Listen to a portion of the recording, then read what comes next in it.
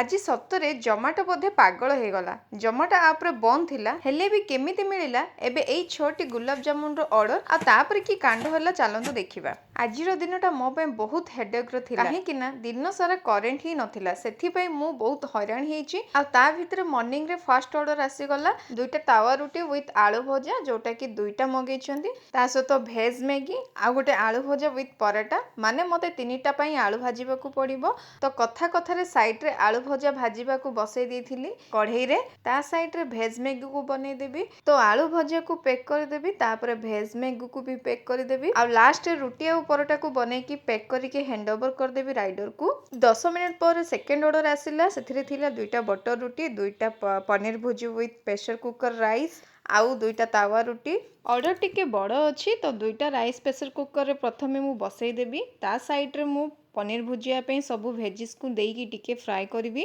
ता भितर ही मते अटा दलिबा को पड़िबो। तो एठी मु शीघ्र शीघ्र दलिबी देखंतु ता भितर मोर परिबा सब फ्राई हे गलानी। एबे मु मसला को दे देबी तापरे पनीर को टिके हाथ रे एही भली मैश कर देबी तापरे टिके चलेकी फ्राई करला परे मु पैक कर देबी तापरे रोटी आ परोटा पे लागे जिबी। मोर एबे रोटी परोटा आ बटर रोटी कंप्लीट ता भितर मोर प्रेशर कुकर राइस भी कंप्लीट हो जाइए। देखो केते बढ़िया परफेक्ट बनी। तो फटाफट मु पैक कर देबी राइडर को हैंड ओवर कर देबी। एठी 12:10 हो जाइथिला तो मु घर पे लंच प्रिपरेशन करी। आपण माने कमेंट रे बहुत थर पचारिचंदी आपणकर खाइबा ऊपर केमती कोन करूचंती आउ केते बळे खाउचंती। तो मु सेई टाइम रे ही ट्राई करे लंच किंबा डिनर बनेबा पई। बेले बेले एमिति भी हुए बनेबा पई टाइम भी मिलेनी। तो आज मु शेयर करूची लंच रे कोन बनेइथिली देखि पारुथिबे चिकन को केते बढ़िया से कसी देइची पूरा लटपट हेइची। तो एठी मोर चिकन ऑलमोस्ट सिजी आसलानी आकु मु चिकन बिरयानी बनेइबी।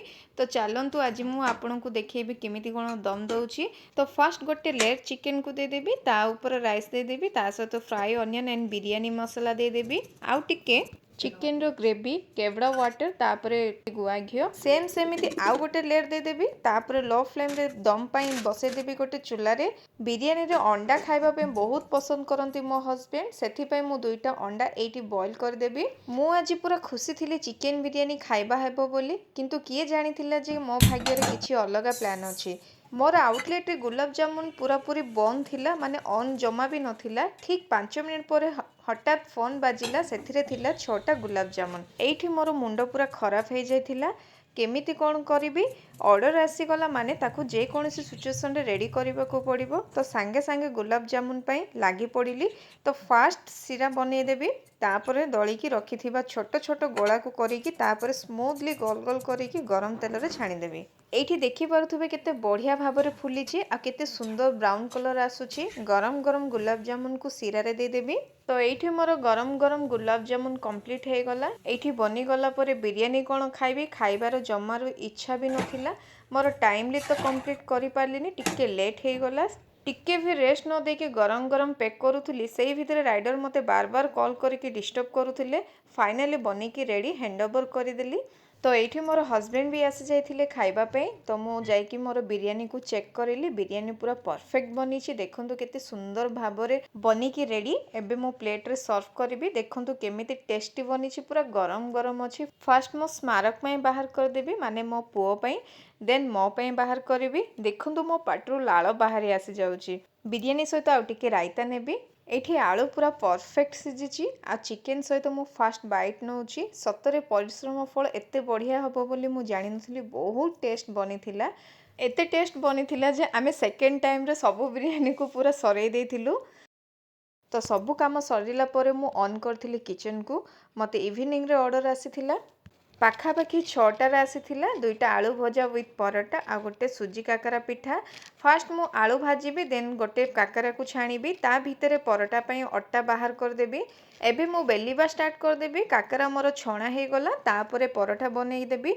आलू को मझी मझी रे एमिति चलेई देबी। परोटा सो आलू भजा कंप्लीट पैक करके राइडर को हैंड ओवर कर देबी।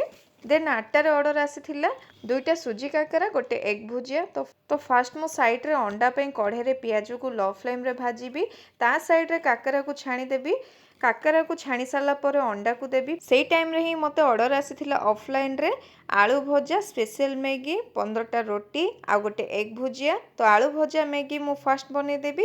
2 ମିନିଟ୍ ପରେ ଆଉ ଗୋଟେ ଅର୍ଡ଼ର ଆସିଥିଲା ଆଳୁ ଭଜା, ପରଠା, ସୁଜି କାକରା ପିଠା। ତ ସବୁକୁ ଗୋଟେ ଟାଇମ୍ରେ ହିଁ ବନେଇଦେବି, ଫାଷ୍ଟ ପରଟା ଦେନ୍ ରୁଟିକୁ। ତ ଟାଇମ୍ରେ ହିଁ ମୋର ସବୁ ବନିଗଲା, ଭଲସେ ପ୍ୟାକ୍ କରିକି ଦେଇଦେବି। ଲାଷ୍ଟରେ 9ଟାରେ ଗୋଟେ ଅର୍ଡ଼ର ଆସିଥିଲା ପରଟା, ପନିର ଭୁଜିଆ ଆଉ ରୁଟି। ସାଇଡ଼୍ରେ ମୁଁ ପରଟା ରୁଟିକୁ ବନେଇଦେବି, ଦେନ୍ ପନିର ଭୁଜିଆକୁ ବନେଇକି ପ୍ୟାକ୍ କରିକି ରାଇଡ଼ରକୁ ହ୍ୟାଣ୍ଡ ଓଭର କରିଦେବି। କିଚେନକୁ ଅଫ୍ କରିଦେଲି। ଆପଣମାନେ ଦେଖିଲେ ତ କ୍ଲାଉଡ୍ କିଚେନ୍ ଲାଇଫ୍ରେ କେବେ ବି କିଛି ହେଇପାରେ।